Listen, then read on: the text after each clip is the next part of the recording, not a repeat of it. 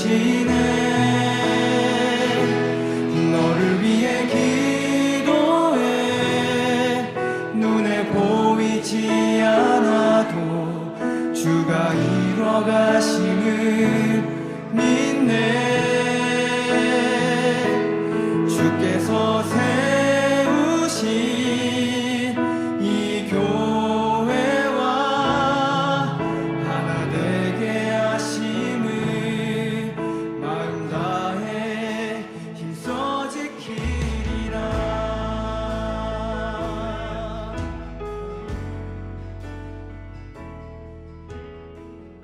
세린가족 여러분, 안녕하세요. 8월 14일 수요 기도회를 시작하겠습니다. 하나님 말씀은 마태복음 9장 14절에서 17절까지 말씀입니다. 그때의 요한의 제자들이 예수께 나와 이르되 우리와 바리새인들은 금식하는데 어찌하여 당신의 제자들은 금식하지 아니하나이까? 예수께서 그들에게 이르시되 혼인집 손님들이 신랑과 함께 있을 동안에 슬퍼할 수 있느냐? 그러나 신랑을 빼앗길 날이 이르리니 그때에는 금식할 것이니라.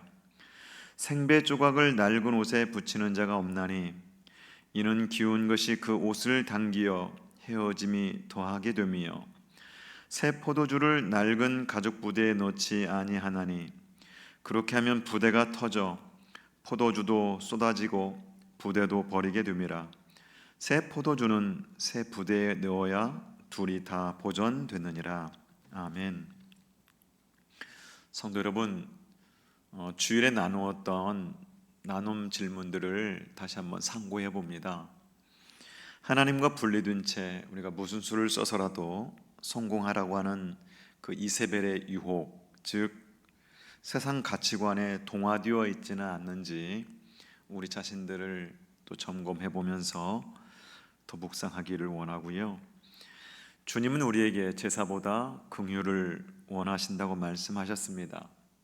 그 무엇보다도 긍휼의 마음을 놓치지 않는 주님의 제자인지 우리가 상고하면서 우리의 마음이 긍휼의 마음으로 주님의 제자의 도를 향해 달려가기를 원합니다. 주일날 전했던 말씀입니다. 사대교회는 살았다고 하는 이름은 가지고 있지만 죽은 자라고 하는 평가를 받은 그러한 교회입니다. 이것은 종교적인 행위와 일상이 분리되어 있기 때문이라고 말씀을 드렸습니다. 예배당 안에서는 거룩한 사람처럼 보이는데 살아가는 삶에서는 신앙적인 가치가 드러나며 살아내지 못하고 있기 때문이라고 말씀을 드렸습니다. 예배당에서 예배도 중요하지만 삶의 현장에서 믿음으로 살아내는 것이 진짜 거룩함입니다. 일상에 거룩함이 없다면 그 거룩함은 유선에 가까운 겁니다. 우리가 질문을 던집니다. 나는 신앙 고백과 실제의 나의 삶이 다른 그런 이원론적인 그러한 신앙생활을 하고 있지는 않는지, 만약 그렇다면 신앙 고백과 실제 삶이 일치하는 일원론적인 신앙생활을 위해서 내가 벗어야 될 껍데기는 무엇인지, 그리고 가치를 모르면 가진 것을 잃어버리게 된다고 말씀드렸습니다. 나에게 주어진 이 구원의 가치를 나는 어느 정도의 가치로 여기고 있는지 여러분 묵상하면서 계속해서 우리가 더 예수님의 의식으로 깊어져가는 우리가 되기를 원합니다. 예수님은 오늘 본문의 말씀에서 사람의 겉모습을 보지 않으시고 중심을 보시는 분이심을 오늘 본문에서도 드러내주고 계십니다. 여러분, 그렇기 때문에 주님은 제자를 삼는 과정을 보게 되면 스스로 따르겠다고 했던 한 서기관의 요청은 거절하신 반면에 죄인 취급을 받았던 세리 마태는 놀랍게도 제자로 불러주셨습니다. 결국 주님은 중심을 보신다라고 하는 것을 우리에게 메시지를 던져주고 계십니다. 이러한 예수님의 태도에 대해서 이제 바리새인들이 비판을 했습니다. 그러자 주님께서 말씀합니다. 병든 자에게 의사가 필요한가 아니냐라고 말씀하시면서 주님은 긍휼을 원하시며 죄인을 부르러 오셨다라고 진리의 말씀을 전하십니다. 이 말씀을 마치자 오늘 본문의 말씀 보니까요, 또 한 무리가 예수님을 찾아옵니다. 14절 말씀 보게 되면요, 그때에 요한의 제자들이 예수께 나와 이르되 우리와 바리새인들은 금식하는데 어찌하여 당신의 제자들은 금식하지 아니하나이까? 지금 마태 집에서는 예수님과 죄인들, 세리들, 바리새인들 여러 종류의 사람들이 모여서 식사를 나누고 얘기를 나누고 있습니다. 음식을 맛있게 먹고 있는데 세례 요한의 제자들이 와서 질문을 합니다. 예수님께요. 왜 당신들의 제자들은 먹기만 좋아합니까? 왜 우리처럼 경건하게 금식하지 않습니까? 금식하는 날 금식도 하지 않고 어쩌면 우리 예수님께서 먹기 시작하니까 이 세례 요한의 제자들이 심기가 불편했던 것 같습니다. 여기에 나타난 세례 요한의 제자들을 우리가 알기 위해서는 먼저 세례 요한이 어떤 사람인가를 좀 알아야 되겠죠.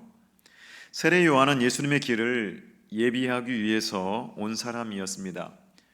그래서 성경은 그는 광야에서 외치는 자의 소리라고 사람들에게 불려졌고, 불을 토하듯이 회개하라 천국이 가까이 왔느니라고 외쳤던 사람입니다. 그의 삶은 독특했습니다. 광야에서 메뚜기와 석청을 먹으면서 보통 사람과는 달리 독특하게 살았습니다. 약대 털옷을 입고 지냈으며 그 시대의 풍조를 따르지 않았던 사람입니다. 그는 헤롯 왕을 비판할 정도로 정의감이 강했고 불의와 타협하지 않았습니다. 결국 그는 헤롯 왕의 미움을 받아서 감옥에 갇히게 되고 결국은 사형을 받게 되었습니다. 이 세례 요한, 많은 사람들이 따랐습니다. 그래서 세례 요한을 따르는 그 사람들을 세례 요한의 제자들이라고 말합니다. 이 세례 요한과 제자들이 예수님을 만났을 때 세례 요한이 뭐라고 말하냐면, 보라, 세상 죄를 지고 가는 어린 양이다 라고 예수님을 그렇게 말합니다. 그러면서 세례 요한은 자기 제자들에게 자기를 따를 것이 아니라 예수님을 따르라고 그렇게 이야기를 하면서 자기를 따르는 제자들을 다 예수님께 양도했던 사람입니다. 그 세례 요한의 제자들이 지금 예수님께 와서 질문하는 겁니다. 그런데 예수님께 왔더니 예수님 하시는 모습이 참 못마땅했던 것 같아요. 예수님, 왜 당신의 제자들은 금식해야 할 때 금식을 하지 않습니까? 여러분, 이 말에 대해서 오늘 본문을 보게 되면 예수님께 세 가지로 대답을 해주시는데요. 먼저 그 앞에 바리새인들의 질문에는 예수님이 세상에 왜 오셨는지, 이 세상에 오신 본질적인 거에 대해서 대답을 해주신 반면에 이 세례 요한의 제자들의 질문에는 신앙의 본질에 대해서 주님이 답변을 해주십니다. 여러분, 예수님은 이미 마태복음 6장에서 금식에 대한 말씀을 이미 말씀해 주셨습니다. 즉 신앙의 본질을 표현해주는 그 세 가지의 행위, 기도, 구제, 금식에 관하여서 주님은 말씀해 주셨습니다. 여러분, 기도는 하나님께 드리는 겁니다. 그래서 기도는 하나님과 나와의 관계의 모습을 보여주고 있고요. 구제는요, 이웃에게 하는 겁니다. 즉 구제는 이웃과 나의 신앙과의 신앙적 관계를 말해주고 있습니다. 금식은 내 자신에 관한 문제입니다. 내 자신과 내 태도에 관한 문제입니다. 여러분, 신앙이라고 하는 것은 하나님에 대해서 어떠한 태도를 가지느냐, 이웃에 대하여 어떤 태도를 가지느냐, 나에 대해서 어떤 태도를 가지느냐에 따라서 결정이 되어집니다. 먼저 하나님과 나의 그 관계에 있어서 여러분, 내가 어떤 기도를 드리느냐에 따라서 나와 하나님과의 관계는 결정되는 겁니다. 여기서 예수님은 여러분, 기도에 관해서 말씀하실 때 사람에게 보이려고 기도하지 말아라, 중언부언하지 말아라, 골방에 들어가서 은밀히 보시는 하나님께 기도하는 것이 참된 기도라고 그렇게 주님이 말씀하셨습니다. 그리고 이웃과의 관계에서 이 구제에 관한 부분에서 주님이 어떻게 말씀하십니까? 주님은 오른손이 구제하는 것을 왼손이 모르게 하라, 그리고 구제할 때 나팔 불지 말아라, 은밀하게 하라, 이렇게 말씀하셨습니다. 이것이 이웃을 향하는 신앙이 있는 사람의 태도라고 주님은 그렇게 말씀하셨습니다. 그리고 금식에 대해서도, 금식에 관해서도 말씀해 주셨습니다. 금식할 때 외식하는 자들과 같이 슬픈 기색을 하거나 얼굴을 흉하게 하지 말아라. 오히려 금식할 때는 머리에 기름을 더 바르고 얼굴을 깨끗이 씻으라.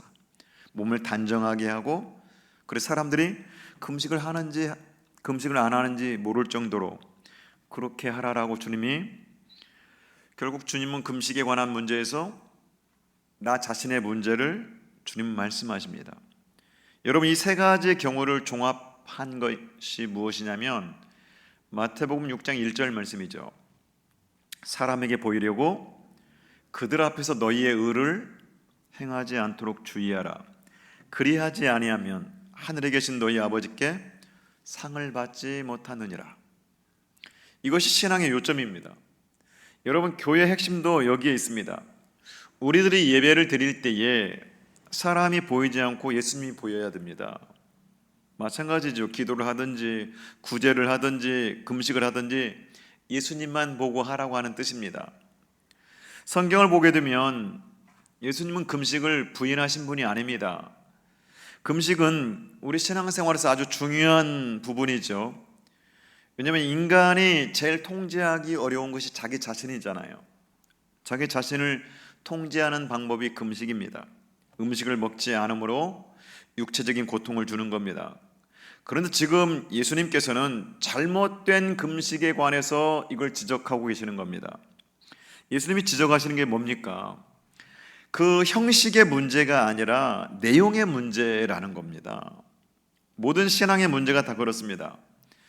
형식을 어떻게 갖추었느냐라기보다는 더 중요한 게 뭡니까? 동기가 무엇이고 내용이 뭐냐라고 하는 거예요. 아무리 아름다운 완벽한 신앙생활의 모습을 가졌다 할지라도 동기가 순수하지 않거나 이기적일 때는요, 주님은 그러한 기도, 그러한 구제, 그러한 금식 받지 않으십니다. 세례 요한의 제자들이 와서 예수님, 당신의 제자들은 왜 금식할 때 금식하지 않습니까? 라고 질문할 때에 이것은 여러분 본질에 관한 질문이 아니고요, 형식에 관한 질문이었습니다. 여러분, 우리가 정말 기억해야 될 사실 한 가지가 있습니다. 그것은 성경을 보면 예수님은 형식을 자꾸 파괴하시는 분이라고 하는 사실을 우리는 보게 됩니다. 왜냐하면 형식은 전통을 만들어내기 때문에 그렇습니다. 지금 예수님께 세례 요한의 제자들이 와서 공격하는 것은 금식하는 방법의 문제였습니다. 성도 여러분, 우리가 정말 경계해야 될 부분입니다. 자기와 같이 생각하지 않고 자기와 같은 방법을 택하지 않으면 틀렸다라고 하는 사람들이 참 많이 있습니다. 그러나 형식의 문제를 가지고 사람들을 구분하거나 사람들을 비판해서는 안 됩니다. 중요한 것은 중심입니다. 세례 요한의 제자들은 자기들과 같은 방식으로 금식하지 않는다라고 비판을 한 겁니다. 그것이 문제였습니다.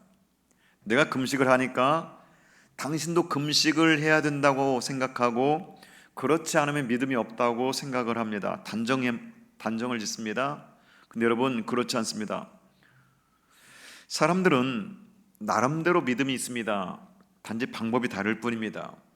하나님은 우리의 체질을 아시기 때문에 각자의 체질에 따라서 예수님을 믿게 하십니다. 다 똑같은 획일적인 방법으로 우리들을 강요하지 않으십니다. 그래서 교회의 특징은 다양성 속에서 일치를 추구해 나가는 겁니다. 그게 아름다운 교회입니다. 우리는 서로가 다 다릅니다. 여러분, 가난한 사람, 부유한 사람, 지위가 높은 사람, 지위가 낮은 사람, 세상에서 멸시받는 사람, 세상에서 존경받는 사람, 이들 모두가 다 예수 그리스도 안에서 한 식탁에 둘러앉아 식사를 하고 있다는 사실을 우리는 간과해서는 안 됩니다. 이것이 교회입니다. 세례 요한의 제자들이 그들의 오만과 편견, 바로 여기에 있었습니다. 우리처럼 안 믿는다고 하는 것입니다. 우리처럼 믿어야 된다고 하는 것, 형식적인 제도나 전통이 갖는 오류이죠. 여러분, 편견 중에서 가장 무서운 편견은 신앙적인 편견입니다. 예수님은 이러한 신앙적인 편견이나 전통이나 형식이 아니라 그 사람의 마음속 깊은 곳에 무엇이 있느냐에 관심이 많습니다. 세리요한의 제자들이 예수님, 당신의 제자들은 왜 금식해야 할 때 금식하지 않습니까? 이 세 가지로 답변하시는데 첫 번째 대답이 뭡니까? 15절 말씀이에요. 예수께서 그들에게 이르시되 혼인집 손님들이 신랑과 함께 있을 동안에 슬퍼할 수 있느냐? 그러나 신랑을 빼앗길 날이 이르리니 그때는 금식할 것이니라. 금식을 왜 안 하느냐 하는 이 질문에 대해서 예수님은 금식 자체를 부인하는 것이 아니고요, 금식을 할 때가 있고 안 할 때가 있다라고, 즉 때의 문제라고 말씀하십니다. 성도 여러분, 믿음을 가지면 때가 이해가 됩니다. 믿음이 없으면 때를 이해하지 못합니다.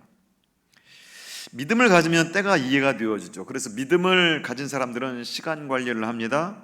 믿음이 없는 사람은 예수님이 오실 때를 모르기 때문에 지금은 쾌락을 누리고 방탕하게 삽니다. 심판의 때를 모르기 때문입니다. 예수님은 믿음이 있으면 금식할 때와 금식하지 않을 때를 안다라고 말씀합니다. 근데 지금은 금식할 때가 아니라는 겁니다. 15절 말씀에서 예수님은 예수님 자신을 신랑으로 비유를 하고 계시죠. 여러분, 신앙이라고 하는 것은 신랑과 신부의 관계입니다. 우리의 영적 신랑은 예수 그리스도이십니다. 그 당시에는 결혼식을 일주일간 했습니다. 이 결혼 축제 기간에는 금식의 날이 와도 축하하기 위해서 금식을 하지 않습니다. 아주 열광적으로 열정적으로 축하를 합니다. 여러분, 요한복음 2장 보게 되면 가나 혼인잔치를 볼 수 있습니다. 얼마나 포도주를 많이 마셨는지 통이 다 빌 때까지 마셨다라고 되어 있습니다. 결혼 축제 기간에는 금식하지 않습니다. 그러나 축제가 끝나고 신랑을 신부에게 데려다 준 후에는 규례대로 금식을 합니다. 예수님은 이러한 일상적인 경험을 적용하시면서 세리 요한의 제자들에게 대답을 해주신 겁니다. 내가 영적인 신랑인데 나와 함께 축제를 벌이고 있을 이때는 금식할 필요가 없다라고 대답하시는 겁니다. 그러나 신랑을 빼앗길 때가 온다는 겁니다. 예수 그리스도께서 십자가에 못 박혀 죽으실 때가 있습니다. 그때가 너희들이 금식할 때라고 하십니다. 여러분, 여기서 우리는 오늘의 기쁨과 내일의 슬픔을 보게 됩니다. 그리스도인의 삶이라고 하는 것은 기쁨과 슬픔의 연속입니다. 슬픔만 있는 것도 아니고요, 기쁨만 있는 것도 아닙니다. 슬픔과 기쁨이 교차합니다. 그러나 때가 있는 겁니다. 그러니까 예수님의 요점은 이것이죠. 나와 함께 있을 때는 금식할 필요가 없다. 기뻐하고 즐거워하고 감격하고 음식을 먹고 축제를 즐기는 것이다. 나와 함께 있을 때는 슬픈 기색을 띠지 말아라. 여러분, 실제로 보게 되면 나병 환자가 낫고 귀신이 나갔습니다. 걷지 못하는 자가 일어났고 중풍병자가 침상을 들고 나갔습니다. 여러분, 이것이 그리스도인의 삶이잖아요. 그리스도인의 삶이라는 것은 너무너무 기뻐서 흥분하고 감사하고 기뻐하고 발과 발목에 힘을 얻고 뛰며 걸으며 노래하는 것 아니겠습니까? 그때는 오늘이 금식일인가, 금식해야 될 것인가 라고 하면서 엄숙하게 금식할 필요가 없다는 겁니다. 여러분, 예수님께 병고침을 받은 사람들의 입장을 한번 생각해 보세요. 걷지 못하는 자들이 일어나고 중풍병자가 일어났습니다. 그때 그 사람들이 월세를 사느냐, 전세를 사느냐, 자가를 사느냐, 옷을 잘 입었느냐, 못 입었느냐 중요하지 않습니다. 버스를 타고 다니느냐, 지하철을 타고 다니느냐, 자가용을 타고 다니느냐, 그런 게 중요하지 않습니다. 그들은 주님의 그 놀라운 기적을 함께 하면서 감격해 할 뿐인 겁니다. 성도 여러분, 세상 일에 신경을 많이 쓰는 것은 예수님에 대한 마음이 약해져 있기 때문입니다. 하나님과 가까워지면 세상 일에 대해서도 자유로움이 있는 겁니다. 그러나 하나님이 나와 멀어지면 세상 일이 중요해지는 법이죠. 그 대표적인 사람 중에 하나가 아브라함의 조카 롯입니다. 롯과 아브라함의 목자들 사이에 싸움이 벌어졌을 때에 아브라함이 조카 롯에게 말합니다. 네 목자와 내 목자가 싸우게 하지 말자. 우리는 한 친족이 아니냐. 네가 우하면 내가 좌할 것이고 네가 좌하면 내가 우할 것이다라고 말합니다. 여러분, 사람은 명분은 쉽게 양보하지만 실리는 양보를 잘 못하는 법이잖아요. 그러나 아브라함은 지금 실리를 양보하고 있습니다. 즉 돈을 양보하고 있고 재산을 포기하고 있습니다. 아브라함이 이렇게 할 수 있었던 이유는 그가 실패하고 난 뒤 하나님과 밀접한 관계를 가졌기 때문입니다. 하나님이 그의 마음속에서 살아 움직이고 계셨기 때문입니다. 하나님이 내 마음 깊은 곳에 계시면 세상 일이 그렇게 중요하게 느껴지지 않습니다. 그러나 신앙이 약해지면 세상의 많은 사건들이 우리를 괴롭히게 될 것입니다. 절망감에 빠지고 말 것입니다. 그러나 내 마음 깊은 곳에 주님이 계시면 그렇지 않습니다. 신랑이 있는 동안에는 먹고 마시고 축제하라고 하셨습니다. 여러분, 신앙이라고 하는 것은 억지로 슬픈 기색을 띠고 경건한 척하는 것이 아닙니다. 어린아이처럼 기뻐하고 감격해하는 거예요. 하나님의 창조의 신비를, 하나님의 구원의 그 비밀을, 하나님이 나를 향한 그 무한한 사랑과 무한한 용서와 무한한 긍휼, 이것들을 생각하면서 감격해하는 겁니다. 그러나 신랑 되신 예수님을 빼앗길 때는 금식하라고 했습니다. 여러분, 이게 무슨 말씀이에요? 주님과 멀어지고 있다면 금식하면서 주님과의 관계를 회복하라고 하는 이야기죠. 예수님을 잘 믿다가 죄의 구덩이에 빠져서 헤어나오지 못할 때 우리는 회개하고 금식해야 됩니다. 사탄에게 억압되었는데 기도로 이겨내지 못할 때 우리는 금식하며 사탄과 대적해야 할 때도 있습니다. 이 때를 우리는 잘 이해해야 된다는 이야기예요. 세례 요한의 제자들이 예수님, 당신의 제자들은 왜 금식해야 할 때 금식하지 않습니까? 라는 이 질문에 예수님은 두 번째 대답하십니다. 16절 말씀, 생배 조각을 낡은 옷에 붙이는 자가 없나니 이는 기운 것이 그 옷을 당기어 헤어짐이 더하게 되며. 여러분, 지금 예수님은 가장 쉬운 방법으로 가장 위대한 진리를 설명하고 계십니다. 낡은 옷이 있어요. 이때 생배 조각을 낡은 옷에 붙이면 안 된다라는 말씀입니다. 낡은 옷에 생배 조각을 붙이면 비가 오지 않을 때는 괜찮지만 비가 오면 수축 현상이 일어나기 때문에 옷을 다 버리게 된다라는 이야기예요. 너희가 이런 경험들을 잘 알고 있지 않느냐? 낡은 옷에다 새 옷감을 붙이면 낡은 옷도 버리고 새 옷감도 다 버리게 된다라는 말씀이에요. 여기서 낡은 옷은 낡은 유대 종교를 의미할 겁니다. 새 옷감, 생배는요, 예수 그리스도의 새 생명을 의미합니다. 여러분, 이제 주님은요, 금식에서 한 걸음 더 나아가서 예수님은 참 신앙의 문제를 말씀하고 계시는 겁니다. 다시 말씀드리면 참 신앙이라고 하는 것은 타협하는 것이 아니라는 것입니다. 여러분, 우리의 신앙은 예수님께서 요구하시는 신앙의 길을 우리가 소화하기 어려울 때는 옛사람의 모습과 예수님의 말씀을 적당하게 섞어서 해결하려고 합니다. 그런데 새 옷감으로 낡은 옷을 기우면 맞지 않는 것처럼 새 종교의 옷은요, 낡은 종교의 옷과 맞지 않는다라는 말씀이에요. 오늘 이 말씀을 통해서 예수님이 우리에게 주시는 말씀은 옛 형식을 벗어버리고 새 믿음의 옷을 입어야 한다라고 주님 말씀합니다. 그러니까 기워 입지 말라고 하는 거예요. 바꾸라라는 말씀입니다. 성도 여러분, 예수님을 믿는 것은요, 조금 선한 일을 하고 조금 착한 일을 하고 그런 정도가 아니에요. 내 성품이 변화되는 겁니다. 새롭게 변화되는 건 성품이, 본질이 변화되는 겁니다. 발전하는 정도가 아니라 물이 변하여 포도주가 되는 겁니다. 이것이 예수님의 두 번째 해답이었습니다. 그래서 예수님께서는 이미 팔복을 통해서 제자들에게 8가지 성품을 말씀하신 거 아닙니까?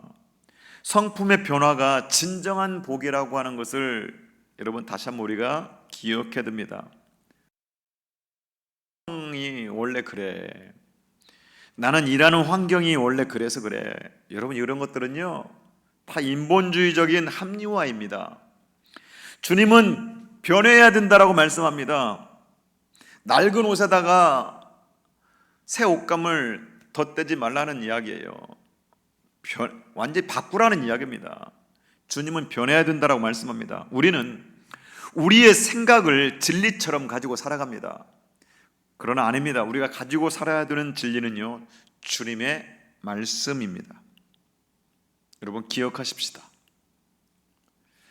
세례 요한의 제자들이 예수님, 당신의 제자들은 왜 금식해야 할 때 금식하지 않습니까? 이 질문에 대해서 주님이 세 번째 대답하십니다. 17절 말씀.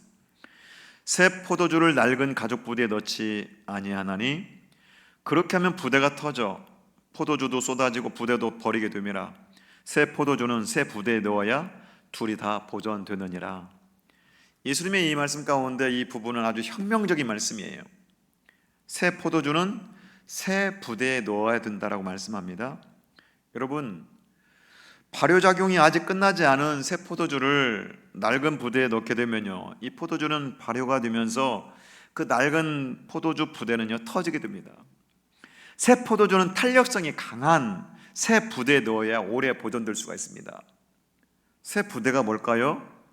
바로 거듭나서 새로 태어난 우리들의 자신을 의미합니다. 새 포도주는 무엇입니까?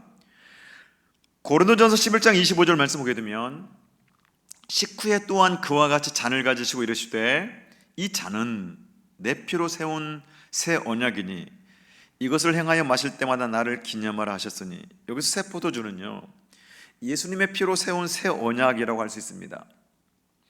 요한복음 6장 53절 55절 말씀 보게 되면 예수께서 이르시되 내가 진실로 진실로 너에게 이르노니 인자의 살을 먹지 아니하고 인자의 피를 마시지 아니하면 너희 속에 생명이 없느니라.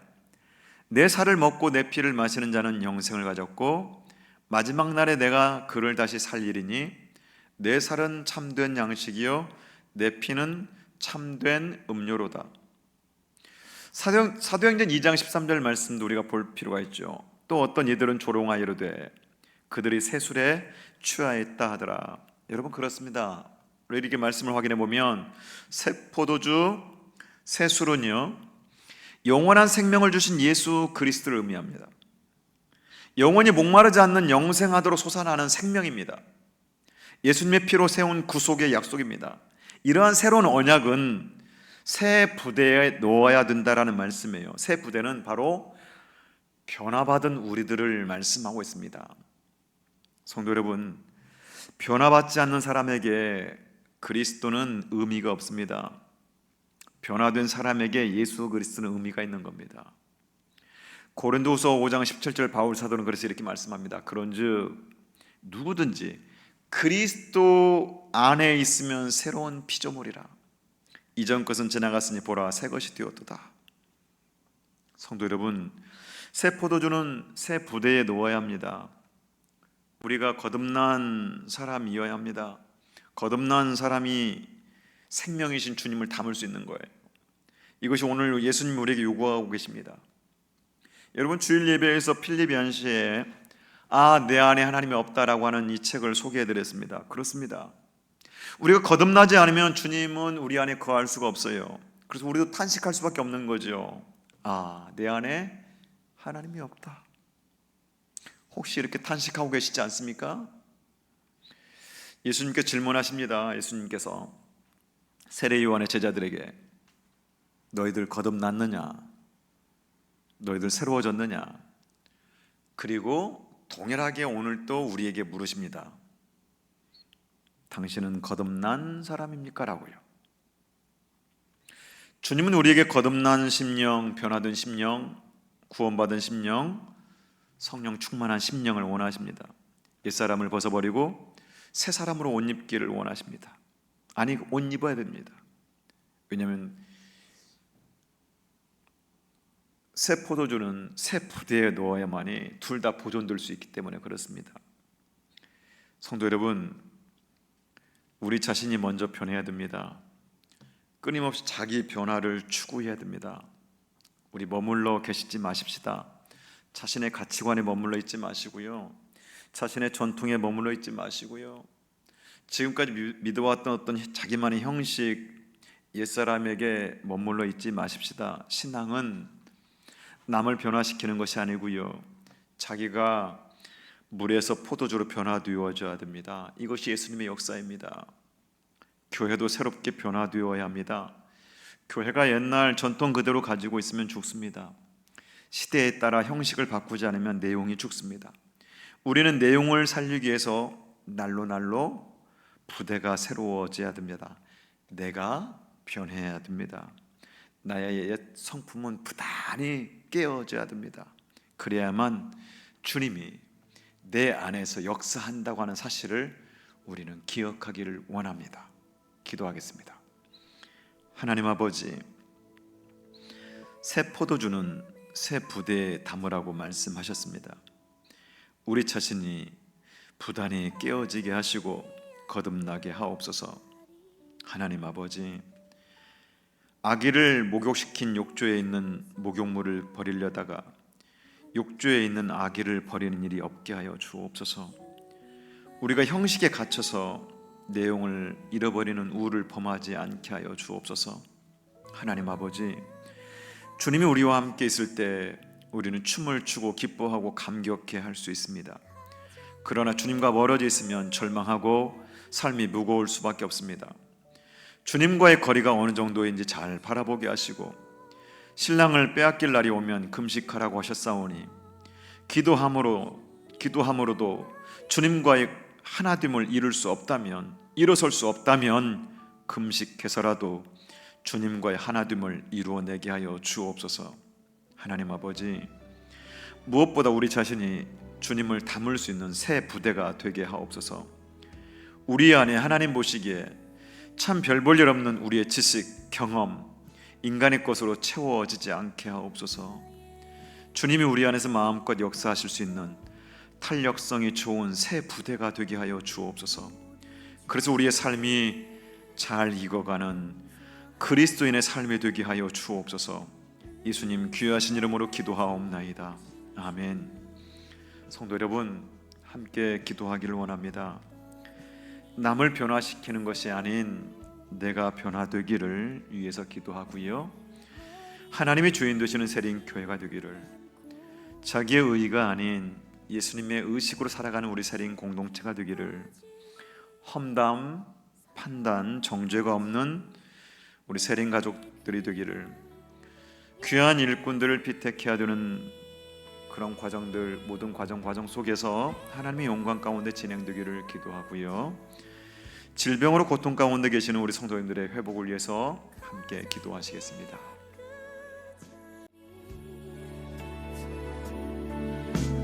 주셔서 앉으소서. 주님만 나의 보배, 내 마음의 한 자리, 가장 귀한 그 자리 주셔서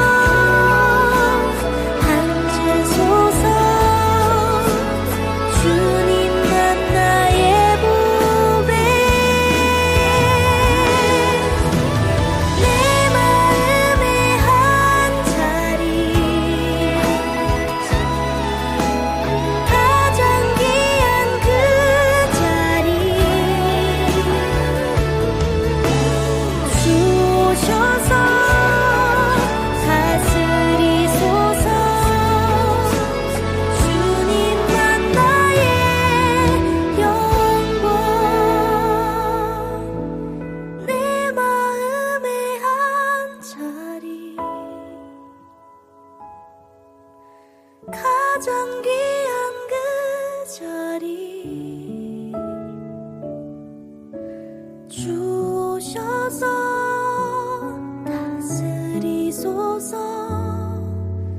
주님만 나의 영광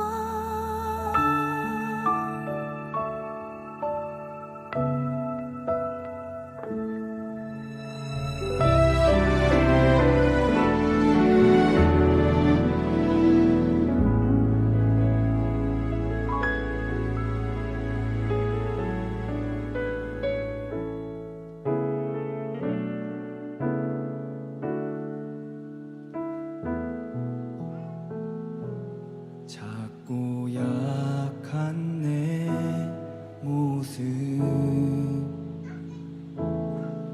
기댈 곳도 없는 나를 위로하시려